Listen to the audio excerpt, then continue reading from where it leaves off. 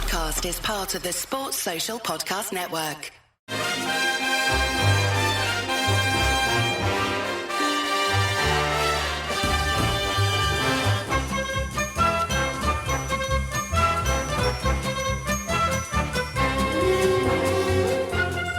Hello everyone and welcome to How We're the Podcast. It's Gav and you join us from the Hilton Garden Inn. Sunderland have just won 2-2. I'm gonna put it that way. It feels like we've won 2-2 against Arsenal in the Premier League. Got no idea where we are on the table, but it feels like we're top of the table. And I'm joined by three men who are just as excited as I am. And I told them all before we even hit record today, do not talk, do not speak, do not let anything out. Hold it in until I press record this button. So they're all finally coiled and ready to go like a spring. First up, we have, as always, Sam Blakey with us in the beer garden. Hello, mate. Hello. Can I talk now? Is that all right? I'll give it a couple of minutes. Also with us is Johnny Hawley, as always. Hello, mate. Yeah, hiya, Gav. It's a good time to join you tonight. I've been sat on my hands and biting my knuckles for the last 5 minutes. So I'm raring to go. And making his debut on the Reaction Pubcast is Calvin Beattie. Hello, mate. Bonjour, mes amis. Oh, hey, Chris will be loving that. Chris will be loving that. Yeah, it does it for me, mate. It does it for me. Maybe not when Enzo Lafay is putting us in trouble, but we'll get on to that. No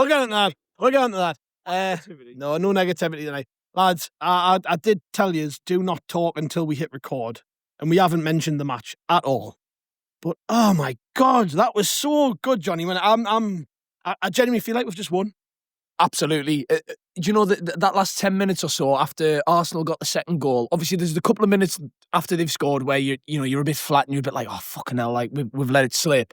But my dad kept turning around to us and being like, there's another goal in this for us. There's definitely another goal in this for us. Totally agreed with him the whole time. And you could feel it coming, couldn't you? And it felt like the lads on the pitch believed it. And I think that was the biggest thing in that game. They fully believed they were going to go and get another goal and get a point out of that game. And so it's proved. What an unbelievable finish. Yeah, it was as good as I remember, Sam. Coming out the ground, I'm turning my mate and saying this is the best team in my life. Yeah. It is. I've never felt this way. Calvin's going to disagree. Calvin's seen a million good Sunderland teams. We're getting to that, but he's been spoiled. But for me, that's just, I come away and I'm just so proud of the boys. But the word is team. Yeah. We might not have the best player in the league. Someone you look at and you think, well, he's going to get a move for 100 million. But we have a team that is by far and away the best Sunderland team I have ever seen. Can I just add to that, by the way? Nordy Mukiele was knackered and he did not want to come off the pitch, and that just sums it up. You could talk about literally every single one of them. Even like you hinted on Lafay earlier, giving the ball away, being hooked, but before that he was great. And he knew more than anyone. I was watching him, he slid and tried to block it. See his body language, couldn't you? After he gave it away. He was devastated. Absolutely. And that was only to make a 1-1. It wasn't like last minute. He was devastated. They're all just fighting for every single ball. And we were in the crowd today. 5:30 kickoff is the best thing ever, by the way. Because everyone goes out at the same time. That extra pint bridge is about an extra 6 pint bridge, isn't it? Today as well, 5:30. Everyone's in the pub thinking, should I be going over? No, I've got an extra 2 hours in the pub. Amazing. Just, that's what we go for. Do you know what I mean? We've been to all sorts. We've been to, I don't even want to lessen teams by naming them of who we've seen us play at the stadium and came and done these podcasts. 3 years ago, we're in League One. Yeah, just, that's why we all do it. Amazing. I said, Kelvin, this is the best team I've seen in my life. And people, my dad would argue with us. My dad still thinks the Peter Reid team was the best team in his life. All right. And my dad's a similar age to you. Yeah. But this has got to be, I mean, I don't want to, we're not getting the minutiae of it, but you must come away from the ground and feel like I do. Like, it's just, I had all the belief in the world that today we would get something. I would agree with you. 5 minutes in, that was my feeling. We're going to get something out of this game. Yeah. I felt that the team were up for it, and we've already, Sam's already picked that out. I think what a team, what a squad, and in my lifetime, there might have been a comparable team. Go on. There might have been, but I'm struggling to remember which at this point in time. That was a superb effort, totally captured by that Ballard block. Yes. Was it Right at Ballard? the Was it end. Ballard? Right I at was the wondering end. who it towards was. the end. That I was was wondering Totally who it was. captured. My mate turned to me as that happened and went, that's as good as a goal. Yeah. And it was. Was it wasn't Ballard 100%? Yes. I- I celebrated that more than I've celebrated quite a lot of goals at the stadium. Like that. I'm not going to lie. It was just we've got like, do you know what it is? Particularly us three, because but Kelvin's joined us today. We've sat here this season quite a lot and basically just repeated ourselves. But even that, to be honest, that today is a level up because we just played the best team in the world at the minute. Arsenal are the best team in the world. Before today, they conceded 3 goals all season in Europe, Cups and the league. And they've not conceded one since September in any competition. Yeah, end of September. Yeah, so There was some big German who plays for a team. yeah, whatever.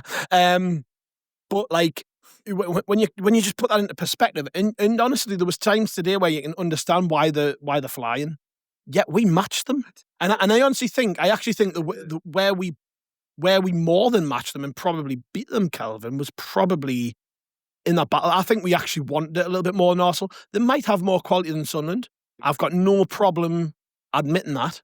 But today, I think we wanted it probably more than they did. And that was where we managed to level things out. Yeah, totally agree. I think they have got more quality. I think they showed at times that they had more quality. We'll come on to some of their other qualities that maybe are a bit less attractive. We'll come on to that. But they showed why they're top of the league. They zipped that ball about our defence at times in a way that we've never been tested this season at home, I felt. I think they're the best team I've watched. Yes.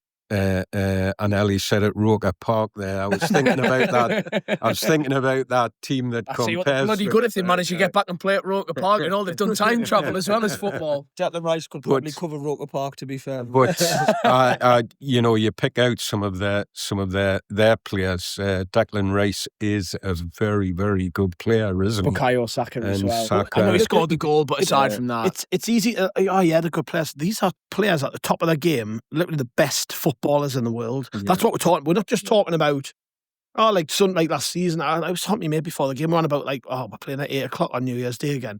Do you remember when we played Sheffield United last season on New Year's Day? Last year, this is how I felt about them. In such a short space of time, all of a sudden, my team are like competing, and in some cases, we're better in the best team. Arsenal are the best team in the land right now. They didn't carve us open, you know. Like No, I know they had the mind ball. you, They zipped it. they haven't done that to anybody though. I'm not saying that as a defence of Arsenal, but I know what you're saying. yeah, like it's not in their game plan, is it? But I do agree with you. I don't think even if they'd wanted to, they could have carved us open at will. You know, I think there were moments in that game where you were kind of like looking around at the people next to you going, fucking hell, these are good. But the moments they were with them popping the ball around outside the box, the little one-touch passing, which was incredible to watch, and it was really technically impressive. But you think 10, 15 years ago when we'd watch a Sir Alex Ferguson team come here and they'd be 4-0 up and you'd be watching them pop it round into the box and have a shot flash wide and go, bloody hell, these are good. I think it says a lot that we're looking at Arsenal now, just managing to even get in behind us and going, bloody hell, these are good. In a way, we are talking about Arsenal here, but it's probably fair to do that. What they did at the start of the second half was move that popping around about 5 to 10 yards further They up just the shifted pitch. up the pitch, didn't They they? quickened it up, didn't they? And it caused us The pace of it in the second half was incredibly impressive, to be fair. Some of those little one-touch moves, particularly with Saka and Trossard on either wing, they were causing us a lot of problems. Yeah. I've never seen Mukiele, Ballard and Getrauda this season have to sort of shift so quickly left to right when they've been being pulled around. I think that's where Arsenal have got the edge over a lot. I don't know if I'm biased or I've had too many drinks, but It's his birthday weekend, by the way. I tell you, I didn't think they were that good. Like, they were good. Yeah. They were a good team, but so they should be a good team. They're like 6 points clear at the top of the Premier League. We've just won the playoffs not that long ago. We're saying this in comparison with how we've seen other teams Yeah, play I here, agree aren't we? with Do you you. know I what I agree. mean? Like I think there's a weird middle ground almost where we've never seen anybody actually turn up the Stadium of Light and play at the top elite level yet. Well, this that's the season. first time, isn't it? Yeah, well, and that's the first team we've seen who's capable of it. But I think even then they didn't necessarily reach those levels, did they, Kelvin? First time for the if you want the whole of the game. I thought Everton actually on Monday night they had a spell where they moved the ball about really well, and I thought, whoa, here we go. But we did it again, didn't we? We come back into the game. We forced our way back into the game. It was 23 minutes before Roofs was tested. And even that was like a bit of a pot shot, wasn't it? It was. He took it fairly easily. But we work so hard, and it's an underrated attribute, isn't it? I honestly think, Kelvin, I think that in the game now, there are a lot of teams trying to play like we do, but I don't think anybody does it as well as we do. Like we graft and graft and graft. We're the hardest working team in the Premier League, in my opinion. Genuinely, I think if Arsenal had worked as hard as we did today, they would have wiped the floor with us. I think that's how we match them, and I honestly believe that especially at the Stadium of Light, who's got enough to do us? If they can't beat us, who can? By the way, we are unbeaten at home If still. they can't beat us, who's going to come here and win? They're the best team in the country. They've come here and found it. Best team in the world. Well, yeah, and I agree with you as well. By the way, I think Arsenal are probably my favourites for the Champions League as well as the Premier League. Yeah. You know, and you can quibble about who's favourites for the Champions League, but they're in the conversation regardless. And a team who's in the conversation for being the best team in Europe just turn up the Stadium of Light and fail to beat us. I see why you're sort of like going out. They weren't at the best today, but we had. To be honest, Sam, I actually agree with what you're probably getting at, which is that they weren't at the best. No, they weren't at the best, but we were at our best, and I think that's unfortunately because we haven't got £600 million to splash on players. Yes, I know we spent a lot of money, but Arsenal have got an elite team of elite players. But they've got the best squad in the country by a mile, bar none. Yeah, absolutely. And we've had to make up for that with our work rate. And honestly, today, I can't fault us. Yes, we'll quibble about the goals. Enzo Lafay for the first one, got caught dallying on the ball. And that's what happens with a quality team. They take advantage of you. The second goal was just pure quality. That was the only time... am I going to say that? I am. That was the only time in the game I thought, wow, what a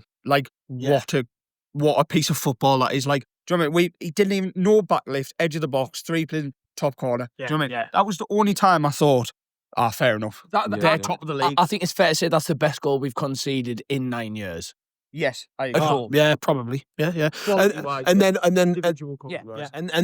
to add to that, both of our goals were visually indicative of the performance that we put in because they were both just hard work. I mean, Ballards especially, never mind hard working, like how much did he want that ball above everybody else on the pitch? His first touch to settle it for the shot, by the way. And as well, somebody who deserves a bit of credit for that is Mukiele. You know, who nodded the ball back towards him. So well won. Yeah.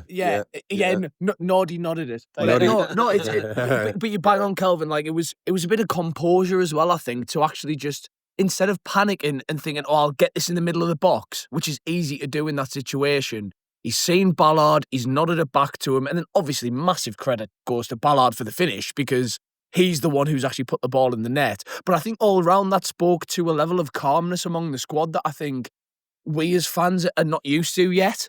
Like, we're watching the game like that and we are all shitting ourselves every moment of the game thinking, oh God, the goal's coming round the corner for them.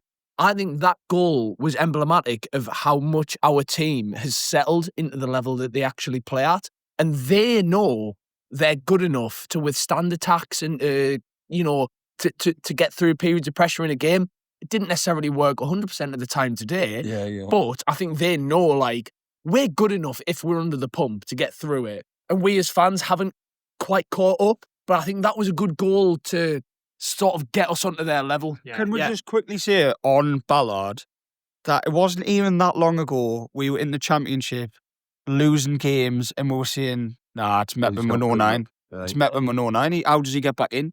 And now we're playing in the Premier League against possibly the runaway leaders.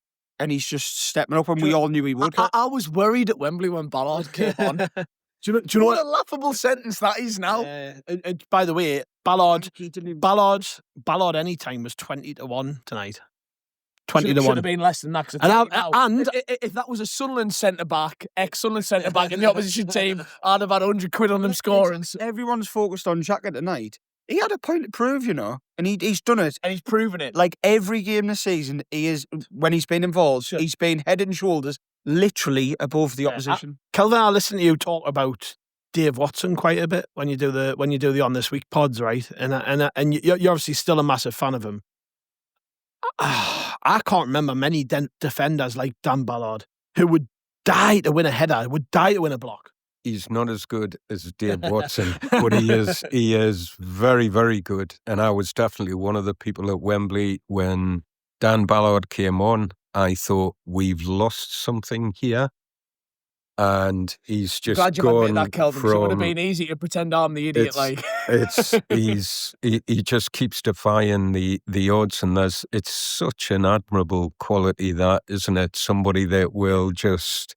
He's made mistakes. He just keeps fighting back. But he's improved. Yeah. He's improved. Absolutely. He's passing. We were talking about his passing at the end of the game, waiting to get out. I've been in the Premier Concourse today for the first time, and watching the antics of Mikel Arteta. Hey, by the way, what a should we spare a minute to talk about him? I think he needs to be doing what a penis. more than a minute, right? But What a penis. I thought you said that. Dan Ballard today, I mean, he rightly should be man of the match. But Totally agree. in a team of 9 out of 10s, he gets 10 out of 10. Can I just say about Ballard as well, by the way? Kelvin's waxed lyrical about him there, and rightly so, and he was fully deserving of all of the credit that he's going to get for his abilities on the ball, the goal, a lot of the headers that he won and the challenges and stuff. But for me, I think the biggest thing that was impressive about Ballard today is how clearly he followed the game plan. And by that, I mean, you saw a lot of times. Now, look, we lined up with a back five, and you can talk about in possession, out possession, and who's going to be where. The amount of times Ballard was having to basically sprint between centre-back to centre-forward and back, set pieces, times we were on the ball, even times when it wasn't our set piece. I know there was one moment in the first half, Arsenal had a goal kick, and Ballards 30 yards inside the opposition half. And I think that speaks volumes to how switched on he is as a player, because Bris wouldn't trust somebody who's not going to be able to take it on board to do a role like that, where you're literally running extreme to extreme in the pitch. He was following. Exactly. I think they had a goal kick at one point. He was on the edge of the D. Yes, I 100%. found it funny, but I realised what he was doing. He was going from man for man with Eze. And I think that tells you more about Ballard's ability mentally than anything else you could ever see on the pitch, because Bris is not stupid. He's not going to give an idiot the role to do something tactically astute, like having to move between defence and attack during the game. But that is something that Dan Ballard's improved in his game. If you think about him last season before, Couldn't have done that last season. He was impulsive, At times rash, very, and at times let sort of the heat of a game get the better of him. 100%. He looks like he's been working really hard. He's on cool that, as a doesn't he? cucumber now, isn't he? He genuinely looks like any situation in a game, he almost feels like he's prepared for. And I think, again, and I say this all the time, a massive amount of that credit's got to go to Bris. Yeah. And then, obviously, we get that goal. I thought at half-time, I had me pipe and slippers out. Honest, I was like... I was already getting ready for how much I was going to take the piss out of my Arsenal supporter, mate. Well, a couple of lads I was with who weren't... We're going to win the league. A couple of lads I was with who weren't previously going to be going out after this were like, right, I've told my lass I'm out now. Like, we're already ready for the night out. But there was a bit of caution there, because I thought, well, we're playing such a good team. They're going to get a spell. The spell came straight after half-time, Sam, and I thought for about 15 minutes Arsenal looked good in the whole game, and it was straight after half-time. Yeah, I don't know if I'm anti-Arsenal, but I agree with that statement.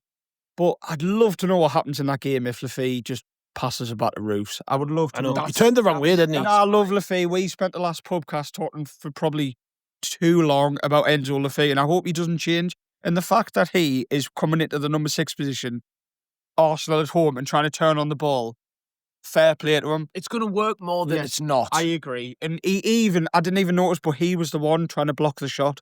So he got back and he looked devastated. And I actually felt a bit sorry for him when he came up. When I saw the 3 subs, I was thinking, is he going to be one, or is he going to let him? But the one thing you could never say about Lafay is that he's not going to work back. Like you say, he's made the mistake, and he's the one who's probably furthest back at the point where the ball crosses the line, because he will have known more than anybody else in that stadium. Yeah. It's his fault, and he will have wanted to put it right. Well, from what you were saying about their spell, and I know I've given Arsenal knee credit, but yes, they pushed us back. I think someone mentioned it. We were further back, and I don't know, hit the bar from a volley. I remember that in the second half. Was Declan Rice? I know Reece came out. Was now. I can't remember. And I don't know. Hold on, here's me barman bringing us a drink.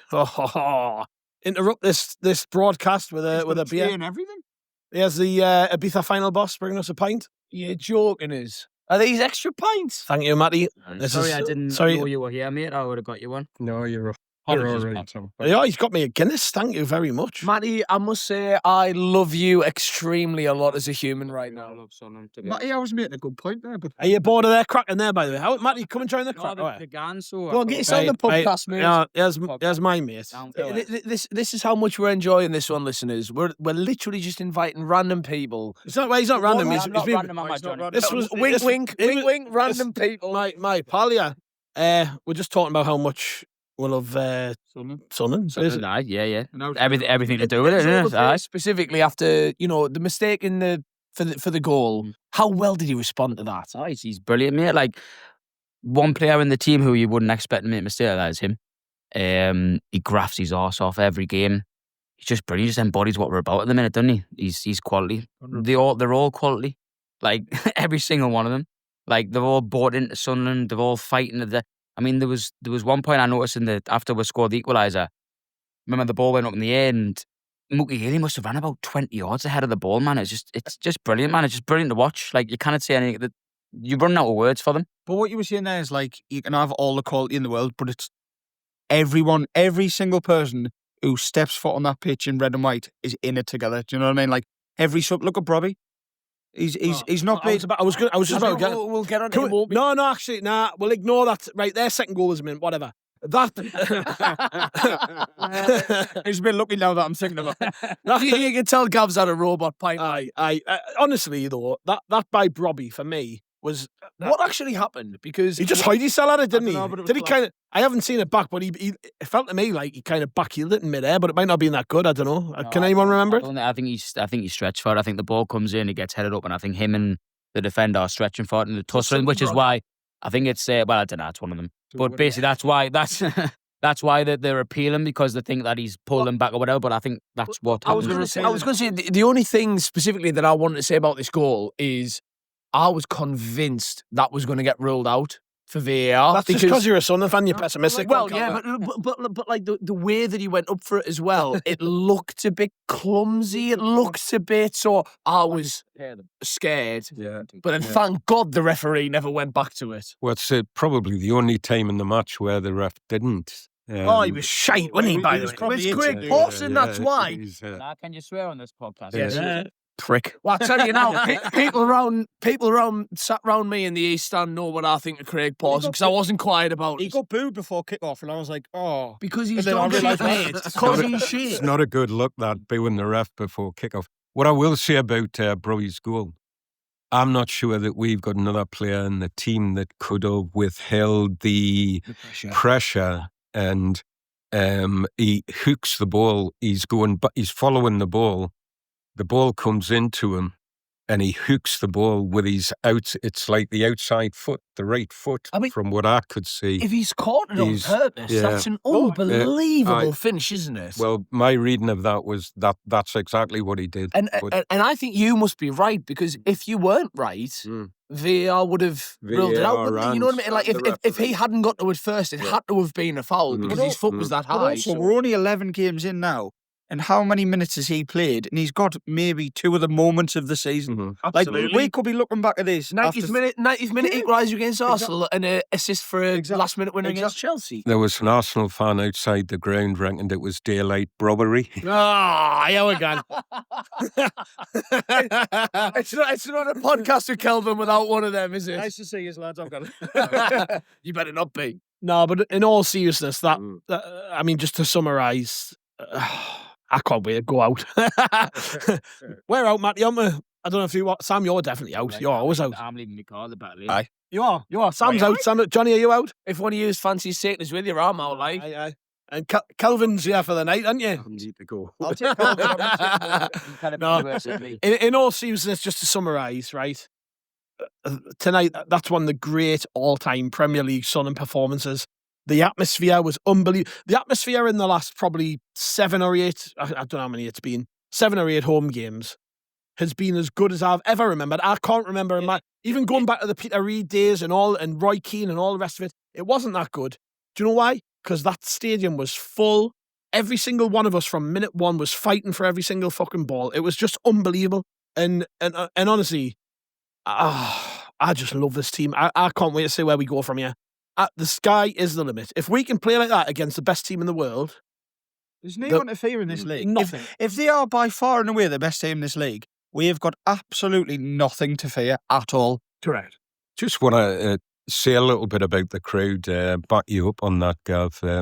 As I said before, usually I was in the Premier Concourse. I always regard the Premier Concourse as quite a quiet. Yeah, do you know what it is, Kelvin? They're the fans up there are the ones who buy the day tickets, and they're the ones who just want to be there to enjoy it. They're not the ones who are stuck hardcore. Correct? Yeah. Well, I'm telling you, the noise up there was brilliant. Absolutely brilliant. They were almost going tit for tat with the Arsenal fans because obviously they've got them on that level. So the noise is... It's good to hear that actually because I looked around a few times and noticed the East Stand, the North Stand all standing and joining in. The crowd, I think that's a good place to actually kind of leave off, is I think we do not get that point without the synergy between the fans and the crowd. So this is the last thing I wanted to say is, I had my season ticket for 10 years until we got relegated. I had to move away because I went to uni. Don't worry, I'm not a fair weather fan, listeners. It was legitimate reasons. But, I've been in the East Stand back then. I'm in the East Stand now.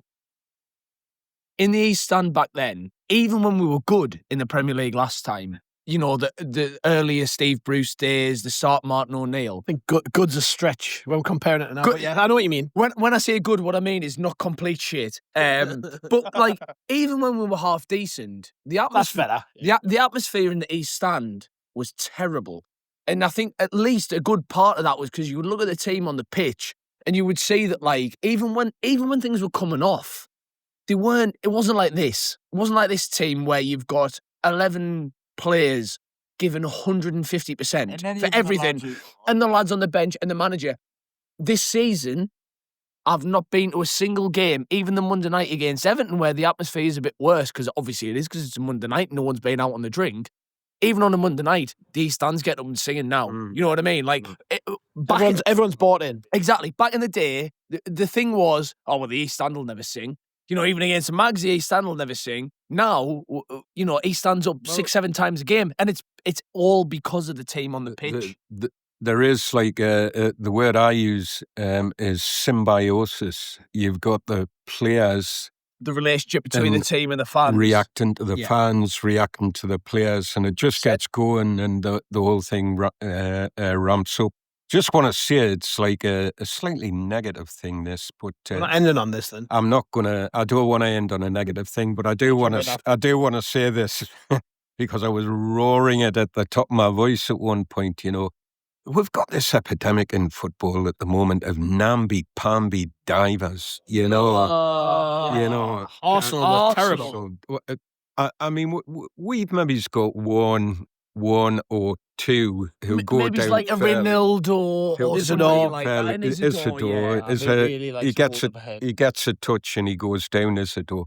It seemed like 8-9 of their players every time they made Chelsea was the same, contact. Chelsea was the same. Should we just say, by the way, on that point, I completely agree with you, Kelvin, but Isidore today, for me, that was his, Fantastic. arguably, his best game for Sunderland. And I know he didn't score or like really have a chance. The way he took himself about in that game was Against them phenomenal. too. His Against them too. aerial, the balls that he won in the air, and Some of them even were the sticking, ones, weren't they? even the ones he didn't win, he wasn't. He was stopping their Challenging centre them, and half it was from going getting up there. in the air, and it But was sticking up. If that he can end. do that against them two, Gabriel and Saliba, What can he do he's got- against? like What we're can he also- do against Sven Botman and Fabian Shaw, listeners? I was going to say we've got Bournemouth at home, and then we've got a team.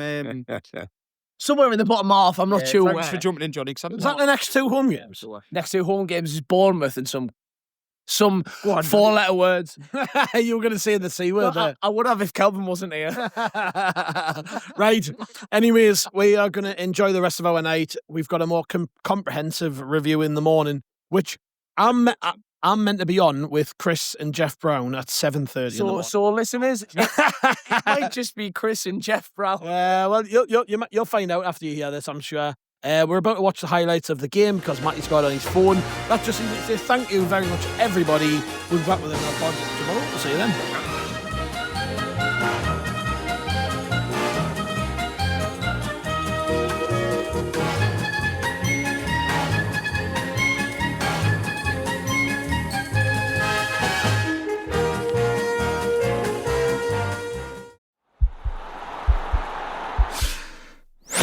This podcast is part of the Sports Social Podcast Network.